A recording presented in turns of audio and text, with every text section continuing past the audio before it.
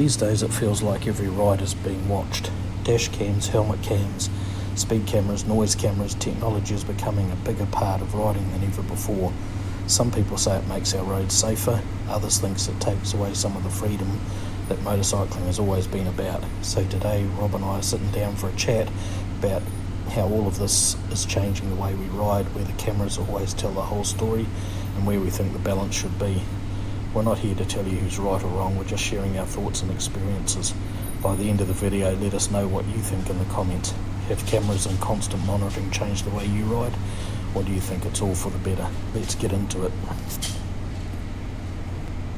Cameras in cars and point-to-point speed cameras, decibel meters, and all this new stuff that's coming out to monitor how you ride and how it's going to affect you. Case in point, a few months back, got a nice little fine in the mail by someone that dobbed me in, and he was on a motorbike himself for passing him on a white line after following behind him for a long time. And yes, it was legitimate in that case, but fellow motorcyclists dob you into the local police station, next minute you get a fine in the mail.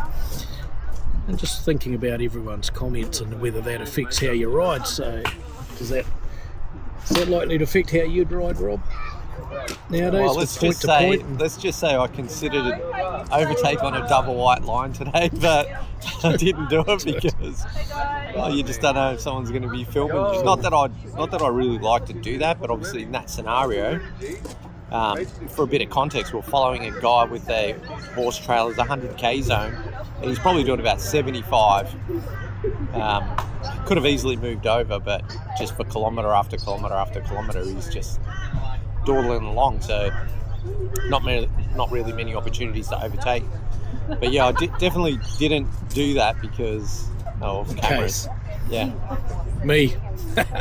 Well, took the opportunity to pass and passed.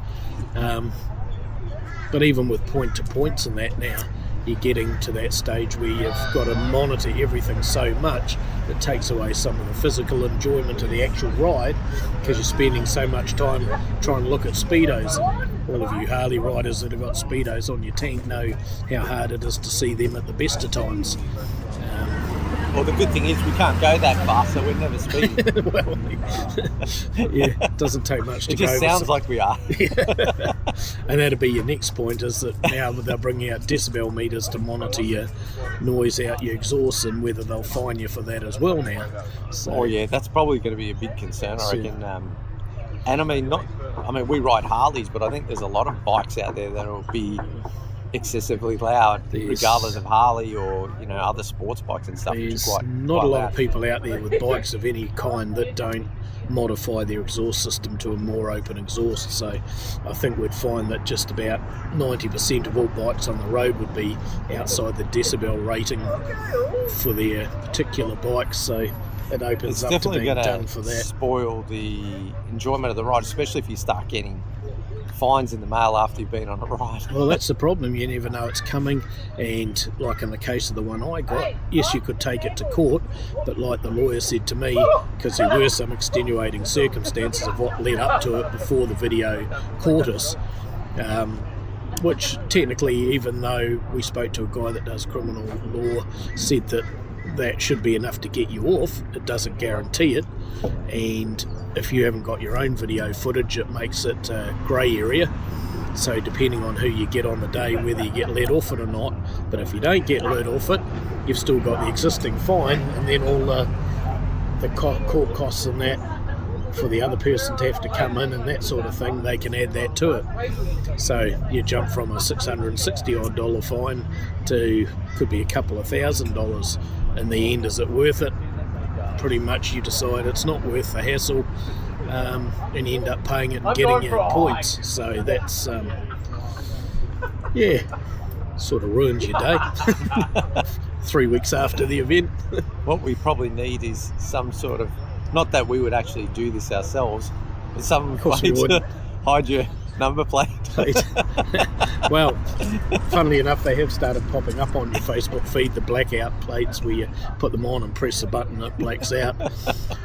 Great, so no cameras can take it. Great idea in theory until the one day you might get pulled up and they find it on your bike, and then you're probably done loss of licence and $3,000 or $4,000 in fines for hiding your number plates. So not sure that that's really a long-term answer. It's only if you get caught though. I have ridden with a guy that was on a Triumph Speed Triple, that because the plate was so high up he could just reach around and cover it with his hand, so every time we went through a toll booth and that, he'd cover it up.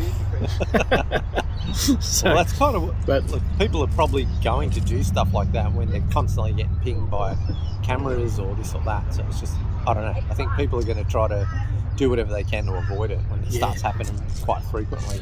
So yeah, drop something in the comments about your experiences of what your thoughts are with all this modern technology out there, watching every single thing you do. Let's see if we have a consensus one way or the other, whether it's starting to erode your enjoyment of your ride because you're always concerned about someone watching you or dobbing you in for something. If you've enjoyed today's chat, I'd really appreciate it if you'd hit the subscribe button. It helps the channel grow, and if you'd like to follow the journey, I'd love to have you along. Don't forget to leave a comment, I read every one of them. Thanks for watching, and I'll see you in the next chapter.